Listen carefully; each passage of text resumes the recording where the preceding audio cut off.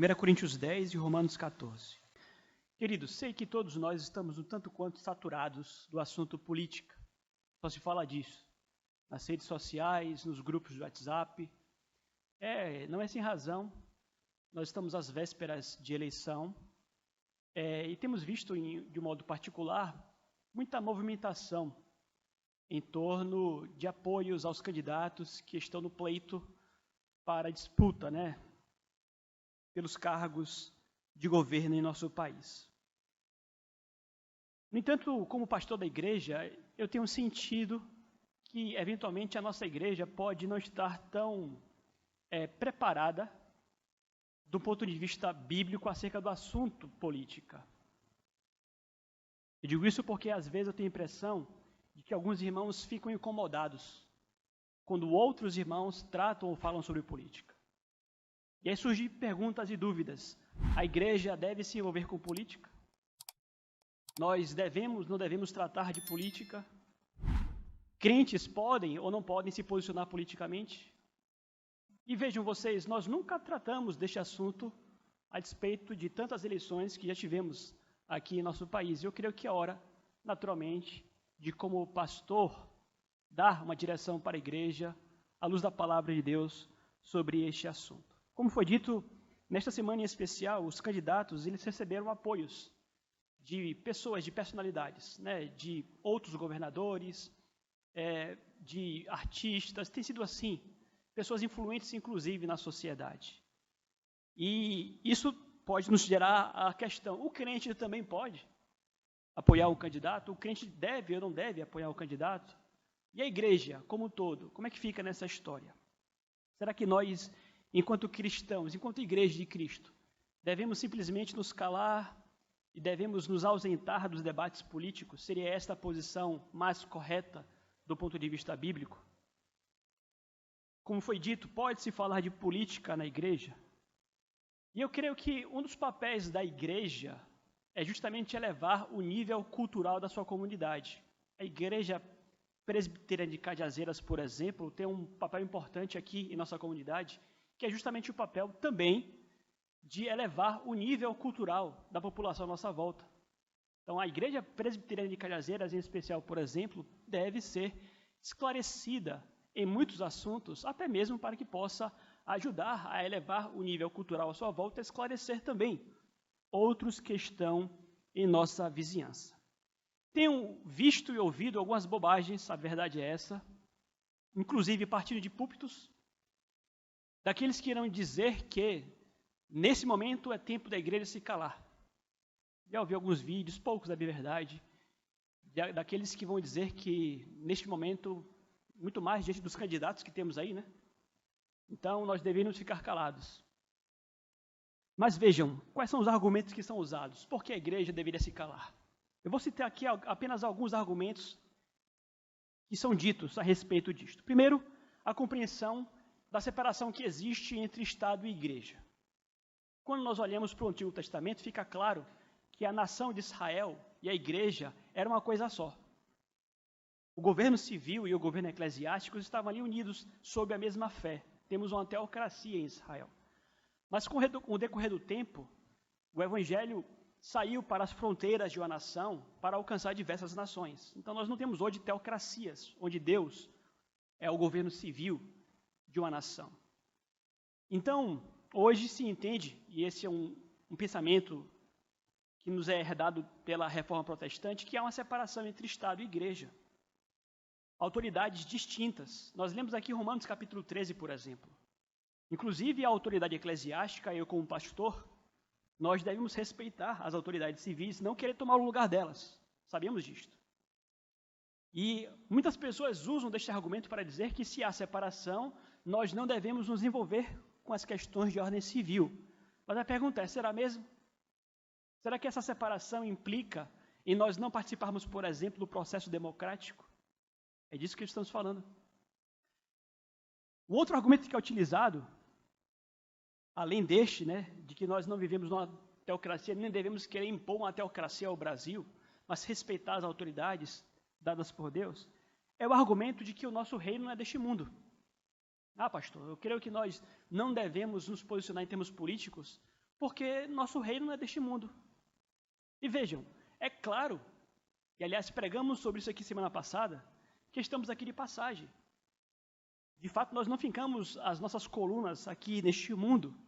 Realmente, Cristo dirá que o reino dele, na verdade, é invisível aos nossos olhos. Mas vejam, também reconhecemos que, a despeito da nossa transitoriedade aqui nesta terra, nós somos cidadãos, no fim das contas, de dois reinos. Do reino celestial, cujo prenúncio nós já começamos a experimentar aqui no convívio enquanto igreja, mas também somos cidadãos do Brasil, somos brasileiros. E temos responsabilidades civis com relação ao nosso país. Tantas. Nós temos que pagar os impostos, aqueles jovens que precisam, por exemplo, cumprir o serviço militar. Nós não podemos nos evadir disso e dizer, não sou dessa terra, eu sou de outro mundo, não vou pagar os meus impostos. Não existe isto. Há responsabilidades em ambos os lados. Outros dirão que a igreja não deve se misturar com política, porque política é um meio muito sujo. Muitos mentirosos e corruptos. E veja, nós temos motivos para imaginar realmente que exista muita mentira, muito mais em campanhas, muita corrupção neste meio. É um meio sujo, dirão eles, e portanto nós não devemos nos envolver com isto. Mas veja, até mesmo do ponto de vista lógico, se aqueles que assumem um poder se desviam e se corrompem com tanta frequência, e se estamos numa democracia e participamos da escolha deles, será que o fato de serem eles corruptos, isso deveria ser motivo para deixarmos de participar do processo da escolha deles? Esses irmãos conseguiram me acompanhar? Mas veja, não faz sentido você argumentar que não deve se envolver com política porque eles são corruptos, é justo o contrário. Se são corruptos e nós os elegemos, então o problema está não no eleito, mas no eleitor. Então esse argumento também não faz muito sentido. E por fim, algumas pessoas dirão que nós não devemos nos envolver com política, em especial, obviamente, a igreja, porque esse é um assunto que divide muito o povo de Deus, dá briga. Né? E se dá briga, se nós não conseguimos nos respeitar mutuamente, vamos simplesmente parar de falar disso. Veja, é um problema, e eu creio que na nossa igreja em especial, nós enfrentamos isso, por quê? Porque quando montamos os nossos grupos no WhatsApp, nós colocamos lá pedindo aos irmãos que não tratassem do assunto política nos grupos. Por quê? Porque há uma preocupação de que os irmãos empolgados terminem por transformar grupos da igreja em grupo de política. Fora o fato de que, eventualmente, irmãos se empolgam tanto que terminam realmente por brigar ou por discutir. Mas vejam, nós precisamos entender que há tempo para todas as coisas debaixo dos céus. Há tempo de falar e há tempo de calar. Há tempo em que nós vamos realmente entender que não vale ficarmos ali matracando, mas há tempos que nós precisamos trazer assuntos à baila e discutir. Não tem para onde correr. Então é importante que a igreja saiba disto, a nossa igreja em especial. Este aqui é o assunto interno nosso. Que a despeito do silêncio que fizemos nos grupos durante um bom tempo, isso não quer dizer que a igreja não possa e não deva tratar sobre o assunto política, pelo contrário. Então vejam vocês que todos esses argumentos que levantam contra a ideia de que a igreja deve se envolver no debate político, todos esses argumentos não fazem sentido. Então, não tem para onde correr. Pelas próximas 2 semanas, esse assunto estará em voga. Passando-se as semanas, acabando-se as eleições, naturalmente, as discussões serão outras. Mas é importante que nós entendamos que tudo tem o seu tempo determinado também, no que diz respeito às conversas sobre este assunto. Mas vamos lá. A igreja deve se envolver com política. E veja, envolver-se com política, como irei esclarecer mais à frente, não quer dizer que a igreja vai tomar partido. E nem escolher candidato. Aliás, desde o início, a nossa igreja tem asseverado isto. A igreja, ela envolve-se com política defendendo princípios e valores cristãos. A igreja presbiteriana do Brasil não possui candidato. Não possui partido. Mas conquanto a igreja presbiteriana seja apartidária, a igreja presbiteriana não é apolítica. Conquanto nós não defendamos partidos, isso não quer dizer que nós não discutamos política. Nós não somos apolíticos, somos apartidários. Então, são questões que envolvem diretamente a vida da igreja, a vida do povo de Deus. Então, como tudo envolve a fé, muito mais. Questões tão importantes como a escolha daqueles que irão governar o país. Sim, falamos sobre política. Como? Tratando dos princípios bíblicos. Aliás, até compartilhei com os irmãos ao longo do primeiro turno alguns vídeos, do pastor Hernandes, que fala exatamente isto. Pastor Paulo Júnior, que fala exatamente isto. Essa ideia de que iremos nos calar, iremos simplesmente ouvir, observar, não condiz com o que diz a palavra de Deus. Mas veja, por que então nós devemos nos envolver? Primeiro, como foi dito, quando a igreja se envolve no debate político, ela simplesmente toma parte na democracia. Vejam vocês, como foi dito, nós somos brasileiros. Você não pode viver no Brasil e dizer que você está excluído da sua cidadania brasileira. Você tem parte nesta nação. E Deus nos deu a graça de que aqui no Brasil, os brasileiros, eles vivam na democracia, ou seja, os seus cidadãos podem participar do processo eleitoral na escolha dos seus candidatos, na escolha dos seus governantes.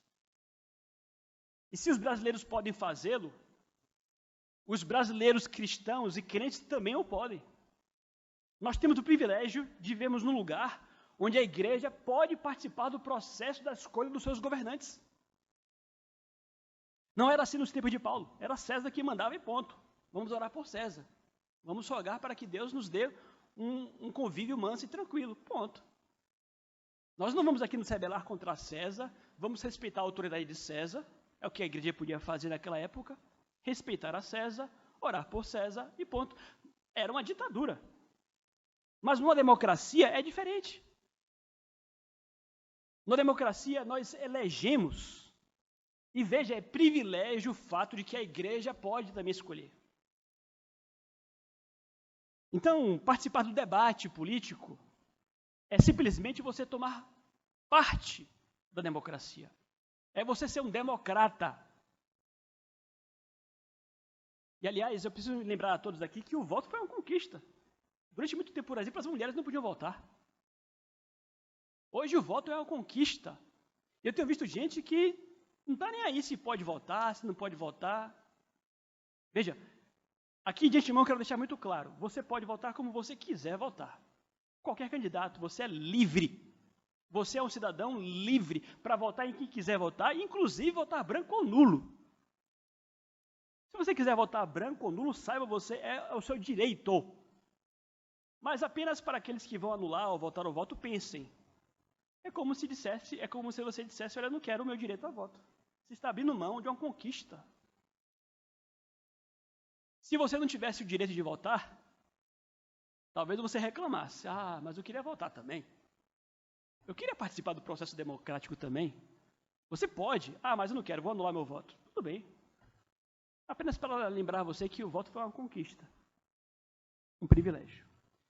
Mas eu creio que o motivo mais importante pelo qual a igreja deve participar do debate eleitoral, do debate político, meus irmãos, e aí nós vamos ler o texto que nós abrimos, é porque tudo o que Satanás quer, tudo o que o diabo quer, é que em questões tão importantes como a escolha de senadores, presidentes, tudo o que Satanás quer é que neste processo democrático a igreja se cale.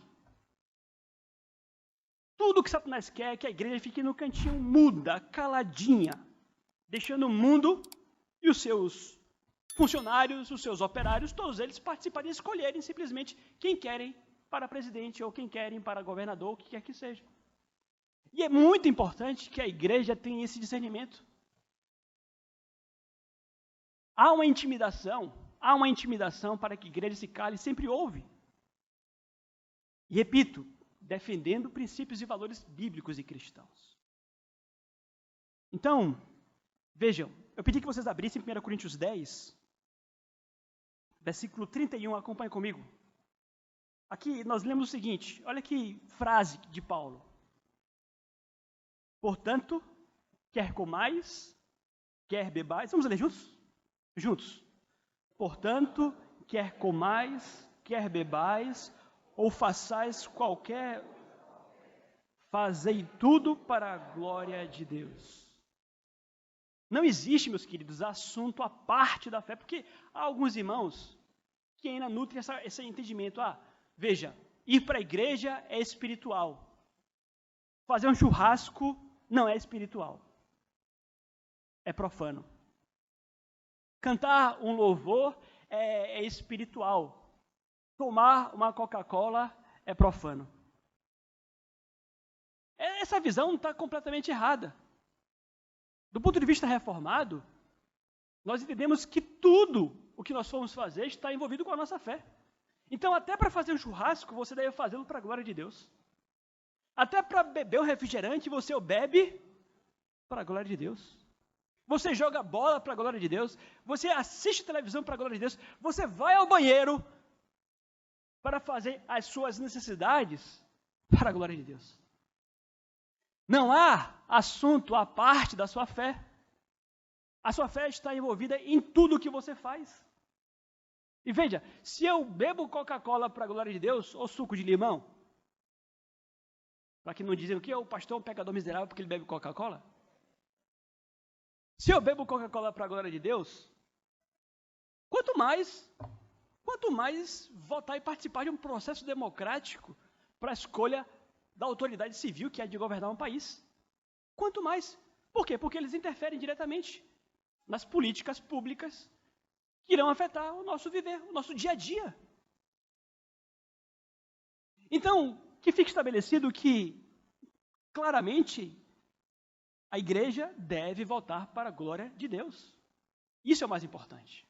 Não importa, olhe sério, não importa em quem os crentes irão votar, desde que, no fundo, eles o façam realmente pautados pelo desejo de voltar para a glória de Deus. Qual é o critério mais importante na escolha de um candidato? Que Deus seja glorificado. Mas tem isso, tem aquilo, tem muitas coisas envolvidas, obviamente, na eleição. Mas o critério mais importante no coração do crente é que Deus seja glorificado. Tem outros fatores tantos que vocês vão ter que ponderar aí, e realmente é algo muito individual, é de consciência para consciência. Coisas que pesam a favor ou contra, mas o mais importante é que, ao fim, você vote para a glória de Deus.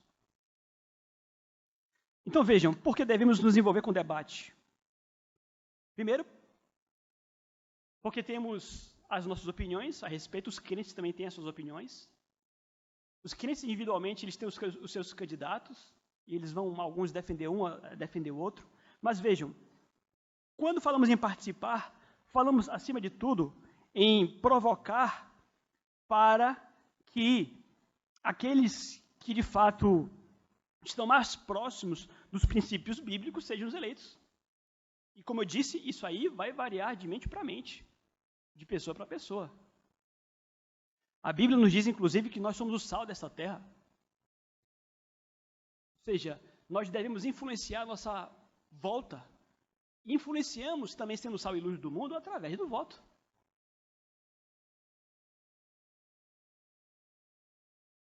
Nós lemos aqui 1 Timóteo capítulo 2, que nos lembra que nós devemos orar pelas autoridades para que Deus nos dê vida mansa e tranquila. Aqueles que dão de ombros, aqueles que falam política, esses estão transgredindo essa palavra aqui. Que nós temos responsabilidades para que vivamos vida mansa e tranquila. Então vejam, repito, estou insistindo nisto. Você tem liberdade para votar em quem você quiser votar com a sua consciência cristã, mas reconhecendo que você tem responsabilidade como cidadão no processo eleitoral. E se você quiser eventualmente anular o seu voto, que lhe é o seu direito, mesmo assim, enquanto crente, você tem ao menos a responsabilidade de orar pela sua nação. Você não pode dar de ombros e falar, eu não vou orar, façam o que quiser fazer. Não pode. Está aqui. Ore. Você tem que orar. Não quer votar? Não vote. É da sua consciência. Mas tem que orar.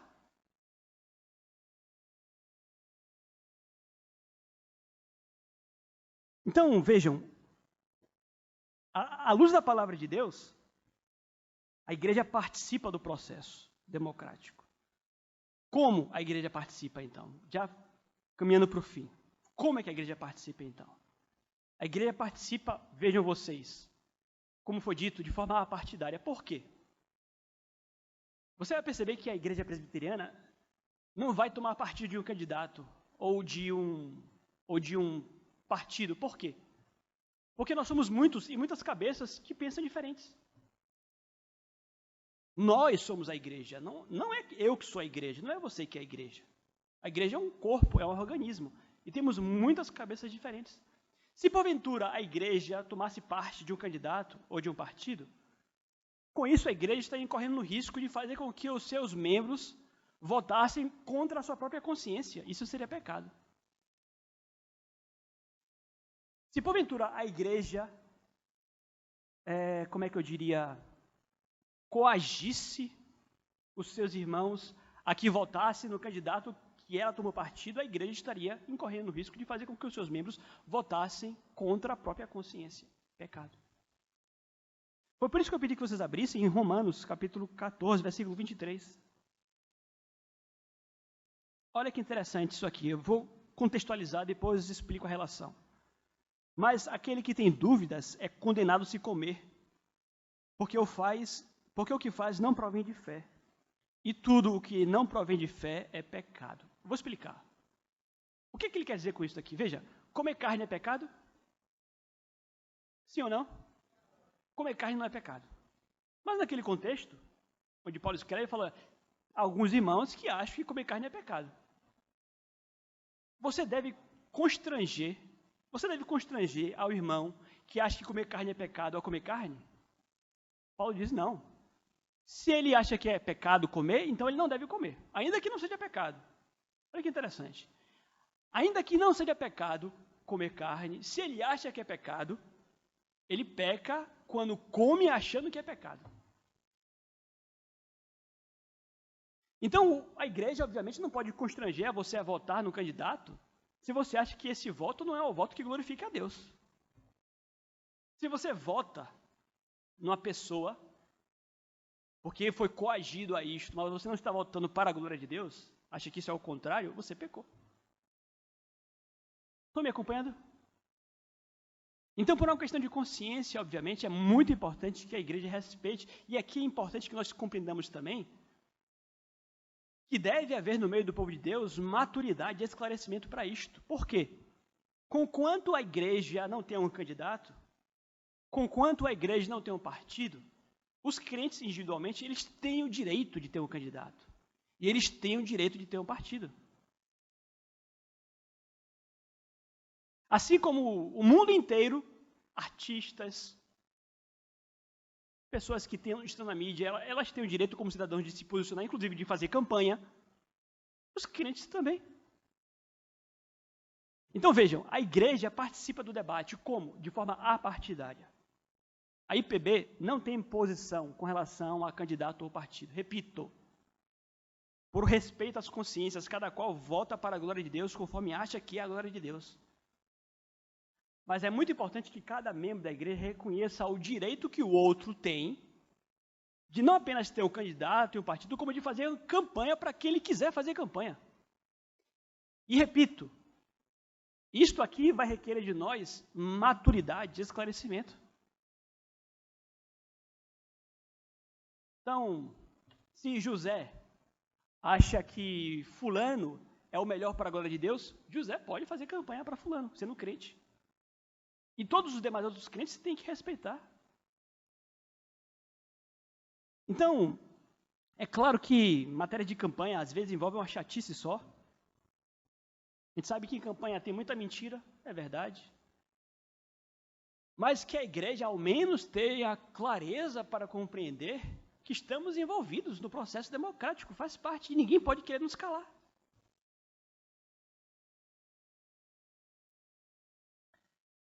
Sabe, há às vezes um sentimento de fatalismo com relação à política. Como já foi dito aqui, algumas pessoas não querem se envolver com política porque acham que não presta, que é tudo farinha do mesmo saco e tal, como se diz por aí. Mas é importante que se entenda também que não há outra solução. O fatalismo não resolve. O queremos pegar tudo e jogar no lixo não resolve. Continuamos nas mãos deles. Alguém vai ser eleito. Alguém vai ser eleito. Então, o jogarmos tudo no lixo, não nos envolvermos sobre essas questões, não resolve o problema. É importante que nós nos envolvamos, inclusive, mais uma vez, aqueles que vão votar devem estudar. Isso requer estudo. Devem estudar para que votem com responsabilidade e para que votem realmente para a glória de Deus. Há muitos que nem sabem quem vão votar. Aí chega ali no dia, porque recebeu um folhetinho ali de boca de urna, vai lá e vota, está errado. Tem que votar para a glória de Deus, tem que votar de forma responsável, tem que estudar. Temos que, enquanto igreja presbiteriana em Cajazeiras, às vezes no bairro de uma população que não é muito esclarecida, nós aqui temos que brilhar e estimular que o bairro, de forma, estude, para que os nossos vizinhos daqui estudem também para ver em quem eles devem votar. Então, como foi dito, nós respeitamos as individualidades, é claro. Mas nós temos que ter cuidado, porque o voto pode incorrer em pecado. Como foi dito aqui. Sim, assim como podemos pecar ou comer, pecar ou beber, quando nós comemos ou bebemos não para a glória de Deus, nós não podemos pecar no voto. O mais importante, como foi dito, é que você vote para a glória de Deus. Eu vou parar por aqui. À noite quero continuar falando de outras questões importantes, mas eu apenas espero que os irmãos tenham tido o discernimento muito claro de que nesta pregação aqui, em momento nenhum foi feita a defesa de nenhum candidato, de nenhum partido. Por diversas vezes eu fiz as mesmas repetições aqui. Questão da importância de participarmos do processo democrático como cidadãos do Brasil, trazendo a visão bíblica para aqueles que seriam o melhor candidato para a glória de Deus. Que Deus nos ajude a que respeitemos isso em nossos irmãos, também tenhamos as devidas noções e o devido discernimento.